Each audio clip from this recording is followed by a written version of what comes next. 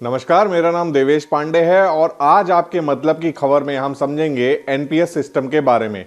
National pension system यानी NPS में पैसा लगाने वालों के लिए अच्छी खबर है। पीएफआरडीए यानी pension fund regulatory and development authority ने एनपीएस सब्सक्राइबर को यूपीआई क्यूआर कोड के जरिए डी रेमिट पेमेंट करने की परमिशन दे दी है। पीएफआरडीए ने बताया है कि इससे कंट्रीब्यूशन प्रोसेस आसान हो जाएगा। इससे ग्राहकों को रिटायरमेंट सेविंग्स को कंट्रोल और मैनेज करने में मदद मिलेगी। इसके अलावा इससे 3 और फायदे लोगों को मिलेंगे। पहला, सेम डे इन्वेस्टमेंट, यानी जिस दिन पेमेंट किया उसी दिन इन्वेस्टमेंट शुरू। आप अगर सुबह 9:30 बजे से पहले कंट्रीब्यूशन जमा करते हैं तो यह उसी दिन निवेश हो जाएगा। इससे बेहतर रिटर्न में मदद मिलेगी।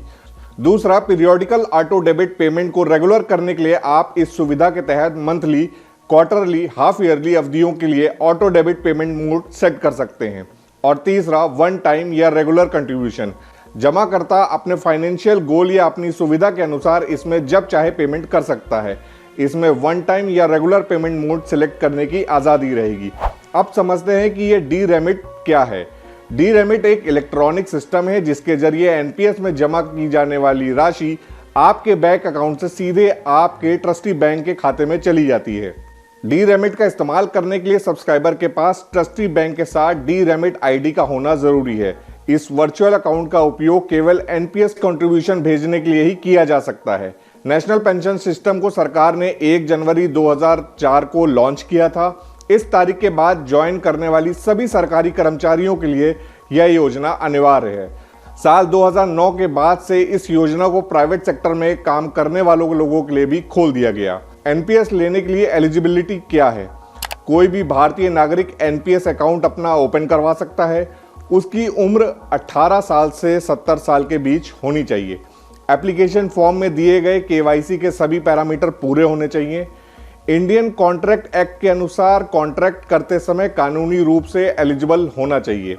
भारत के विदेशी नागरिक, भारतीय मूल का विदेशी नागरिक और हिंदू अविभाजित परिवार एनपीएस की सदस्यता के लिए पात्र नहीं है।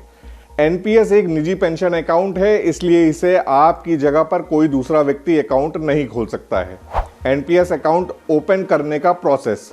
एनपीएस को आधार या पैन कार्ड की मदद से घर बैठे ओपन किया जा सकता है। सबसे पहले नेशनल पेमेंट सिस्टम ट्रस्ट की वेबसाइट पर जाएं, रजिस्ट्रेशन पर क्लिक करें, फिर रजिस्टर विद आधार का ऑप्शन चुनें। आधार नंबर डालने के बाद ओटीपी जनरेट करें, फिर सबमिट करके वेरीफाई करें। अब आपके डेमोग्राफिक डेटा खुद ही फिल हो जाएंगे। बाकी जानकारियां आपको खुद भरनी होंगी। इसके बाद स्कैन किया हुआ सिग्नेचर अपलोड करें। आपकी फ़ोटो आएगी। अगर बदलना हो तो फ़ोटो बदल भी सकते हैं। फिर पेमेंट करें। इसके बाद आपका एनपीएस अकाउंट खुल जाएगा। आखिर में आपको एनपीएस के फ़ायदे भी बताते चलते हैं। एनपीएस में अपने पैसों को अलग अलग चीज़ों में निवेश कर सकते हैं। रिटायरमेंट पर मोटा फंड मिलता है। एनपीएस बुढ़ापे में रेगुलर इनकम का इंतजाम होता है। कई तरह के टैक्स से छूट का लाभ मिलता है और नौकरी बदलने पर भी आपका अकाउंट चलता रहता है। तो आज आपके मतलब की खबरों में फिलहाल इतना ही। ऐसे ही और वीडियोस देखने के लिए सब्सक्राइब और फॉलो कीजिए हमारे डिजिटल प्लेटफॉर्म डेली लाइन को।